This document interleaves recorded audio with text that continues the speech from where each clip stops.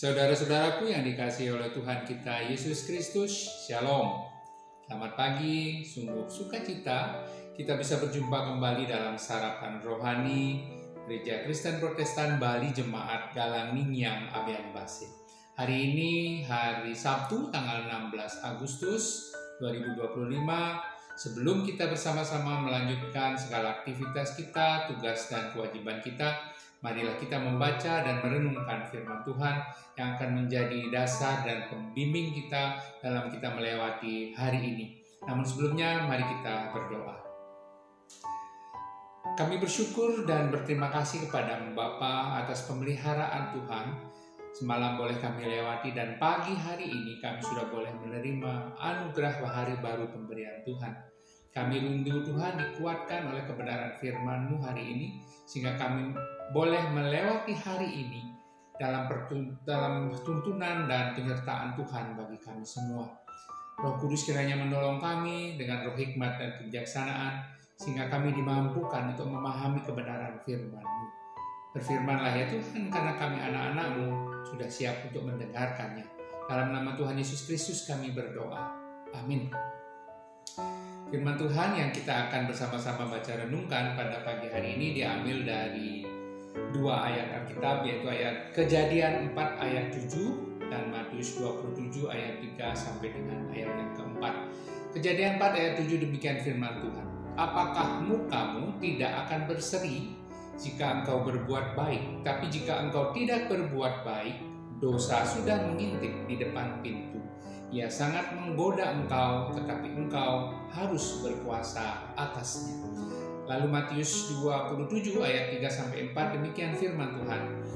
Pada waktu Yudas yang menyerahkan dia melihat bahwa Yesus telah dijatuhi hukuman mati, menyesalah ia, lalu ia mengembalikan uang yang 30 perak itu kepada imam-imam kepala dan tua-tua dan berkata, aku telah berdosa karena menyerahkan darah orang yang tak bersalah.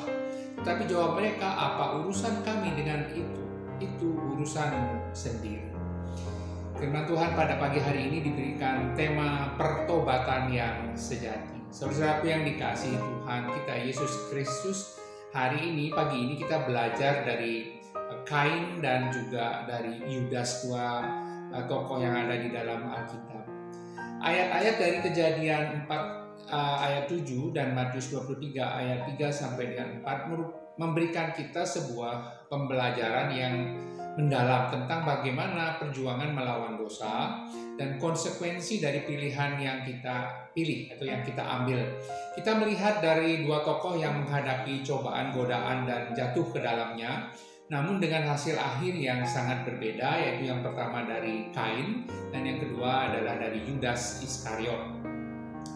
Ayat-ayat di dalam Kejadian 4 ayat 1-16 menceritakan bagaimana kisah Kain dan Habil, dua anak pertama dari Adam dan Hawa, yang merupakan salah satu narasi paling dramatis dan signifikan dari dalam seluruh perjanjian lama yang memberikan wawasan yang mendalam tentang sifat manusia, dosa, dan pengampunan. Ayat-ayat ini menampilkan kontras tajam antara dua bersaudara, Habil dan Kain, yang memberikan sama-sama memberikan persembahan kepada Tuhan. Habel memberikan persembahan yang terbaik dari ternaknya, anak sulung dan lemak-lemaknya, sementara Kain hanya memberikan sebagian dari hasil tanah. Dan penekanan pada lemak itu menunjukkan bahwa Habel memberikan bagian terbaik sesuai dengan standar persembahan di kemudian hari dalam hukum Taurat. Ini kita bisa lihat di Imamat 3 ayat 16. Allah menerima persembahan Habel karena persembahan ini diberikan dari hati yang benar dan sesuai dengan kehendak Allah. Namun sebaliknya persembahan Kain ditolak bukan karena hasil pertanian itu buruk, tapi lebih karena hati Kain tidak benar di dalam mempersembahkan di hadapan Allah. Namun Allah tidak langsung menghukum Kain. Dia justru memberikan kesempatan kepada Kain untuk bertobat kepada Allah. Dengan Allah bertanya, mengapa hatimu panas dan mukamu muram? Menunjukkan bahwa Tuhan Allah melihat dan peduli pada perasaan Kain. Allah juga memperingati Kain tentang bahaya-bahaya dari dosa yang digambarkan seperti binatang buas yang mengintip atau mengintai di pintu, siap menerkam. Peringatan ini adalah pengingat bahwa kita sebagai manusia memiliki kehendak bebas untuk memilih antara yang baik dan yang jahat. Namun Kain tidak mengindahkan peringatan Allah. Rasa benci dan cemburu serta amarahnya kepada adiknya Habel itu menguasai dirinya sehingga ia melakukan kejahatan pertama dalam sejarah manusia, yaitu membunuh. Kain merencanakan pembunuhan ini dengan memancing Habel ke padang yang kemudian menunjukkan bahwa tindakan Kain itu adalah suatu tindakan yang dipersiapkan atau disengaja. Nah, sama seperti orang tua mereka, Adam dan Hawa, Kain pun mencoba menyembunyikan dosa dengan berbohong dan bersikap defensif. Kemudian Allah kembali memberi kesempatan bagi Kain untuk mengakui dosa-dosanya. Tapi kita tahu Kain menolak. Allah kemudian mengungkapkan bahwa darah Habel sendiri yang berteriak dari tanah, yang menunjukkan bahwa dosa-dosa itu tidak dapat disembunyikan. Itu yang kita lihat dari tokoh yang pertama, yaitu Kain. Lalu yang kedua, kita belajar atau melihat dari tokoh yang kedua, yaitu Yudas Iskariot. Pada Matius 27 tadi, ini menunjukkan dosa Yudas yang Iskariot yang jelas, yaitu pengkhianatan terhadap Yesus. Dosa ini bukan hanya tindakan menjual gurunya atau menjual Yesus, tapi juga pengkhianatan terhadap cinta dan kebenaran. Yang menarik adalah penyesalan Yudas. Ia menyadari, atau Yudas Iskariot ini menyadari bahwa kesalahannya dan menyatakan bahwa aku telah berdosa karena menyerahkan darah orang yang tidak bersalah. Namun, saudara-saudara yang dikasihi Tuhan, kita bisa melihat bahwa penyesalan Yudas ini bukanlah pertobatan yang sesungguhnya. Ia tidak datang kepada Yesus untuk mohon pengampunan, namun sebaliknya ia datang kepada imam-imam kepala yang pada akhirnya kita tahu justru menolak tanggung jawab Yudas Iskariot. Dan Yudas hanya menyesal karena melihat konsekuensi dari dosanya, bukan karena hatinya hancur di hadapan Allah. Nah, kisah Yudas Iskariot diakhiri dengan kematian yang tragis. Ia memilih untuk bunuh diri. Ini merupakan sebuah tindakan yang putus asa yang menunjukkan bahwa ia tidak percaya kepada pengampunan dari Allah. Meskipun ia menyesali dosanya, namun ia atau Yudas Iskariot tidak percaya bahwa ada jalan pengampunan dari Allah.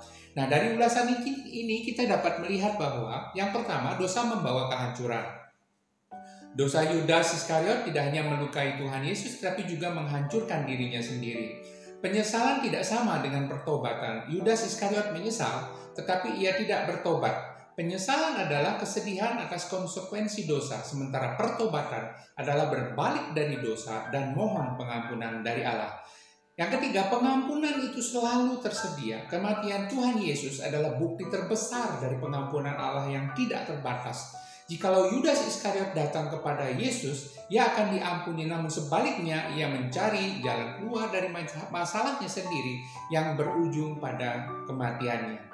Bagaimana refleksi dalam hidup kita, saudara-saudara yang dikasihi Tuhan?